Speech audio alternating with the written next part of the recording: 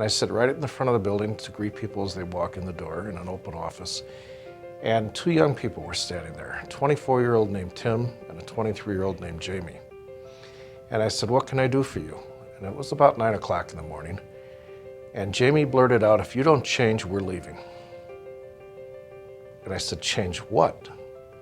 And she said, "We don't like command and control." We felt that the way he was doing things was great for him for the previous 35 years, but to keep things going, to keep us around, he needed a change.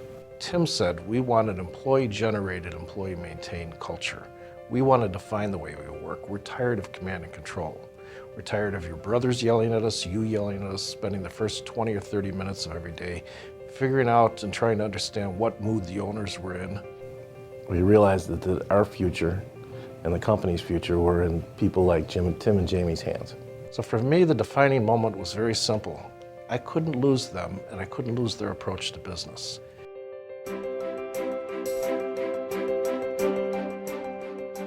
One of our advisors, our consulting chef at the time, recommended that we read the book Good to Great. Once we read it, the whole leadership team read it, including Tim and Jamie, and I think that's what sparked the idea in them of getting our culture down on paper and up on the walls and following the culture on a daily basis.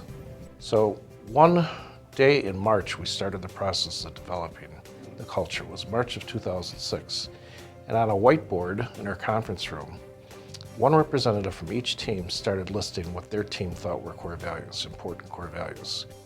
It's built on trust and mutual respect. It's built also on the belief that people are able to chart their own course and self-direct themselves.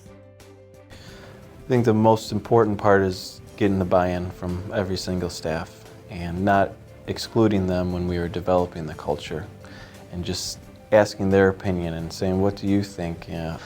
And with that buy-in, then they can't say, "You know what, I don't like this," because they were the ones that created it. It took about 4 meetings for us to hammer out the details of all of those previously just mentioned things, plus to set your base camps. You set 1-year base camps, 3-year base camps, 5-year base camps.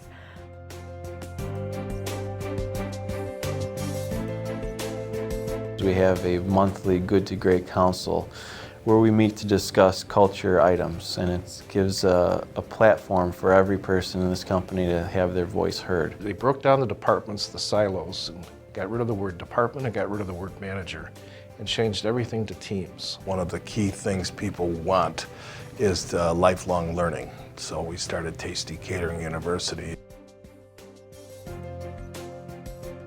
We have an open door policy, and a lot of times people will say, "Hey, this is what I think," or "This is my issue today." Where have you ever heard of a catering company that sits in a boardroom and talks about emotional intelligence? We've got a full succession plan in place. We know that if Tom, Larry, and I were all hit tomorrow by the proverbial bus, exactly what's going to happen with the company finances, with the company succession.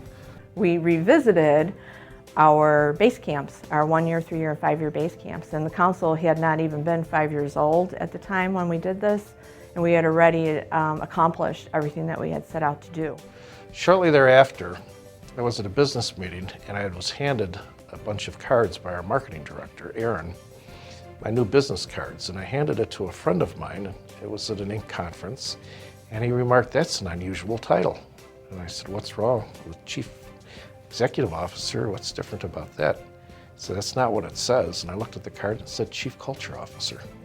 But when I asked her why did she do that to me, she said, "We all decided that if you make sure the culture is enforced, that we don't need a Chief Executive Officer. We don't need a president."